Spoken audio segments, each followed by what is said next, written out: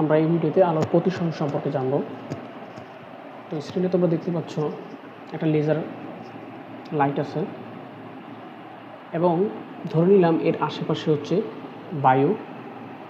তো আমি যদি এখন লেজার লাইটটি নিক্ষেপ করি সেক্ষেত্রে আমরা কি দেখতে পাচ্ছি, আলোর যেই ধর্ম, যে আলোর সরল পথে চলে সেটাই সে প্রদর্শন করছে। এবার আমি যদি মাধ্যম পরিবর্তন করে দুটি মাধ্যম করি, প্রথম মাধ্যমটি বাতাস বা বায়ু রাখলাম, দ্বিতীয় মাধ্যমে পরিবর্তন করে আমি যদি পানি করি সেক্ষেত্রে কি দেখতে পাচ্ছি, দ্বিতীয় মাধ্যমে আলোটি বেঁকে যাচ্ছে। তো দ্বিতীয় মাধ্যমে আলো বেঁকে যাওয়ার এই ঘটনাকেই মূলত আমরা প্রতিসরণ হিসেবে বলে থাকি।